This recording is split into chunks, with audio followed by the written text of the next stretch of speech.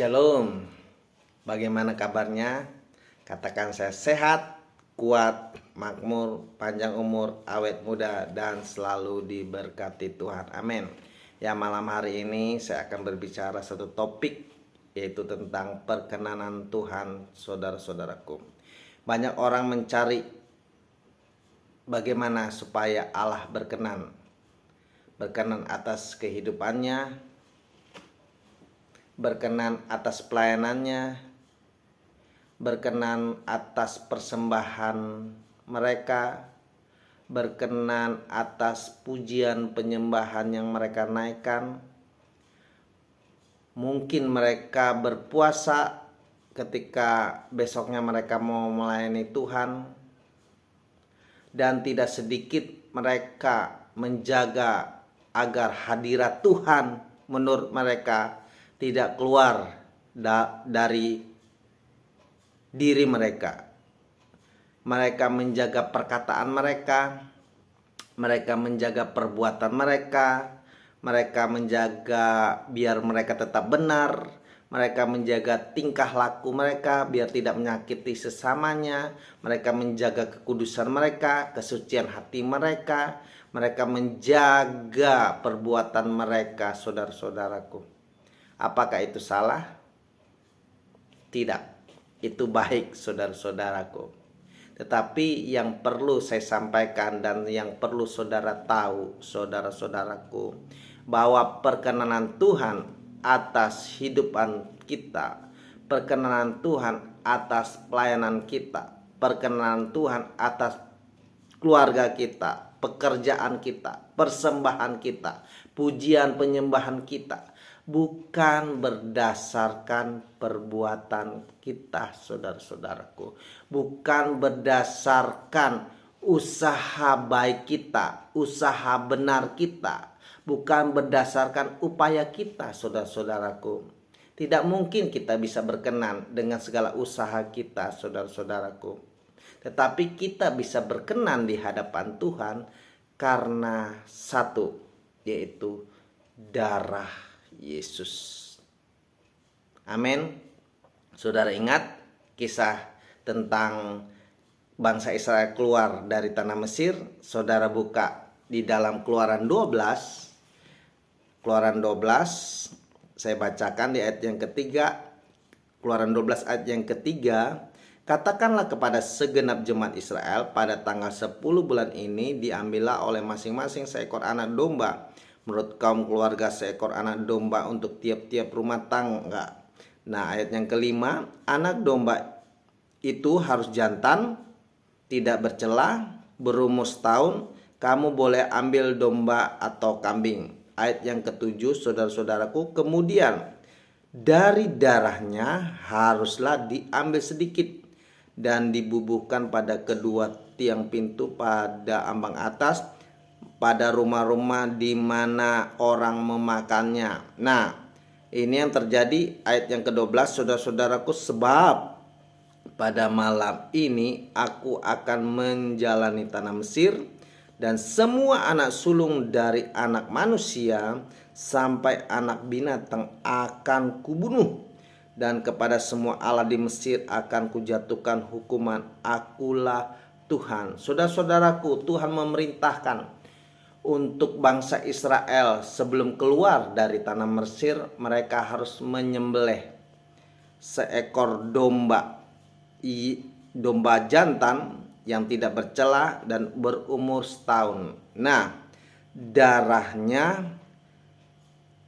harus dibubuhkan pada kedua tiang pintu dan pada ambang atas, saudara-saudaraku. Jadi di ambang atas itu mereka harus membubuhkan darah, saudara-saudaraku, supaya dengan tujuan ketika malaikat maut melewati tanah Mesir, mereka diluputkan, mereka diselamatkan. Karena pada malam hari malaikat maut itu akan lewat, saudara-saudaraku. Nah, apa yang terjadi, saudara-saudaraku?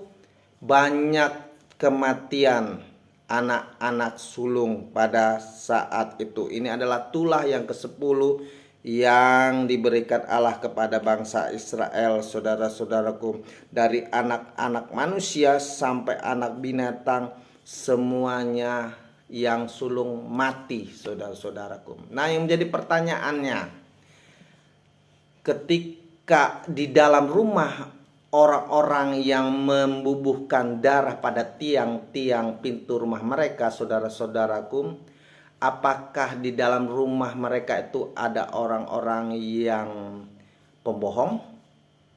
Apakah ada orang-orang yang tidak benar, tidak kudus, tidak suci? Apakah ada orang-orang yang suka mengomongi pendetanya?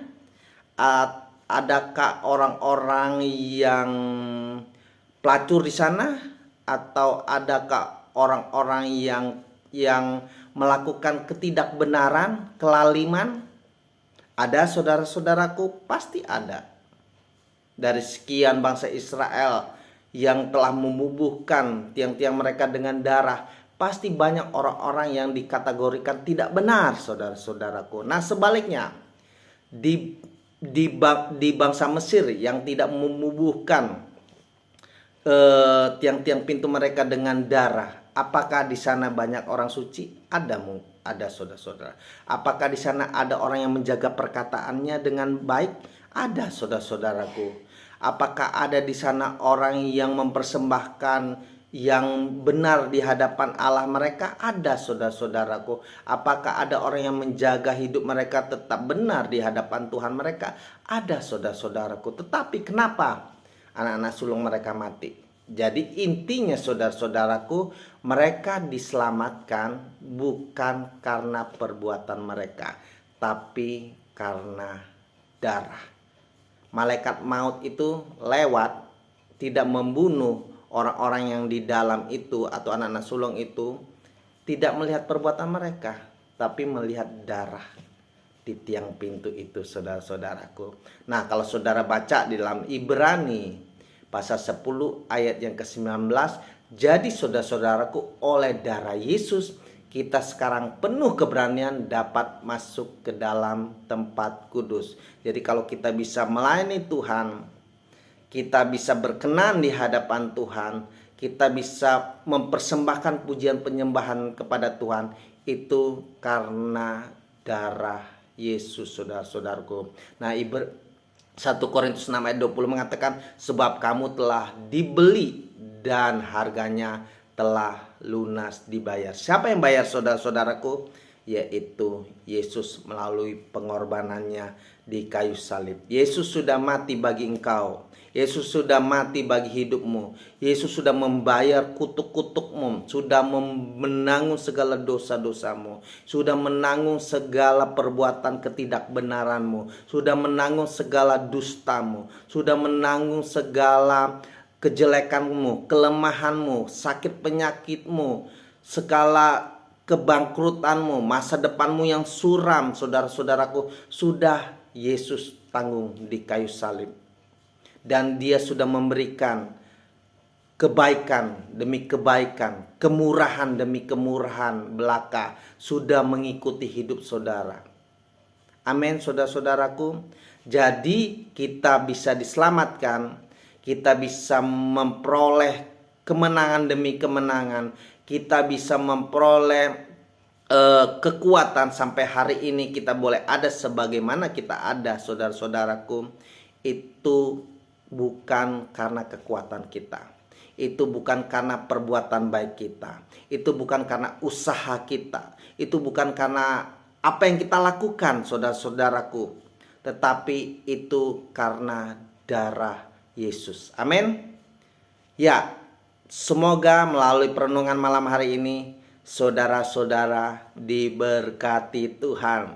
Selamat malam, selamat tidur, dan jangan lupa berdoa. Tuhan Yesus memberkati. Shalom.